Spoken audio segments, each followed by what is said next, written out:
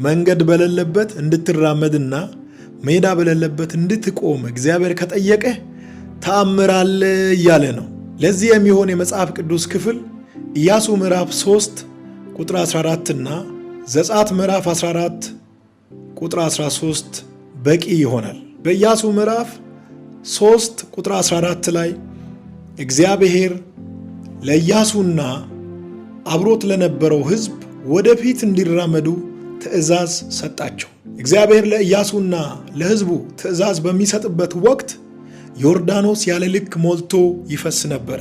ዮርዳኖስ ያለ ልክ የሞላበት ዋናው ምክንያት ወቅቱ ክረምት ነበረ። ሁለተኛው ከአርሞንያም ተራራ በረዶ እየቀለጠ ወደ ወንዙ ይቀላቀል ነበር። ከተለመደው በላይ ዮርዳኖስ ሞልቶ ይጮኻል። እግዚአብሔር ግን እንደዚህ አላቸው፣ የኪዳኑን ታቦት የተሸከሙት ካህናት ወደፊት ይራመዱ። ሁለተኛው እግራቸውን ከዮርዳኖስ ጋር ያገናኙ። የነሱ እግር ከዮርዳኖስ ጋር ሲገናኝ ዮርዳኖስ ለሁለት ይከፈላል። መንገድ የሚወጣው መራመድ ሲጀምሩ ነው። መንገድ የሚወጣው ከችግሩ ጋር እግራቸውን ሲያገናኙ ነው። መቆም መፍትሄ አይሆንም።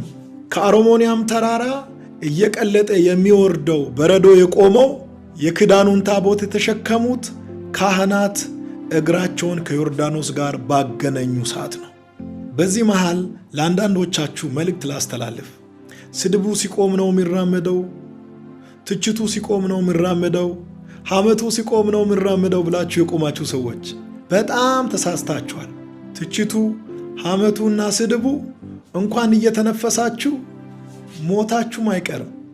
የሞቱ ሰዎችን እየተቹ ያሉ ሰዎች እየተነፈስ ከአንተን አይተችሁም ብለህ ታስባለህ?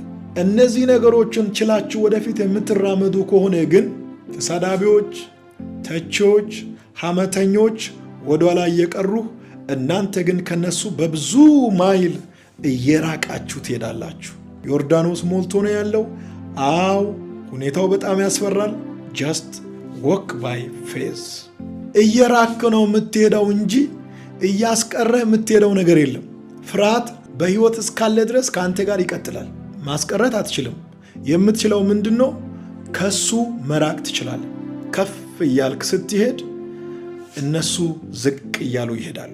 እግዚአብሔር መንገድ በሌለበት እንድትራመዱ ካዘዛችሁና ሜዳ በሌለበት ስፍራ እንድትቆሙ ከጠየቃችሁ አሜን ብላችሁ ቁሙ። ተአምር ታያላችሁ።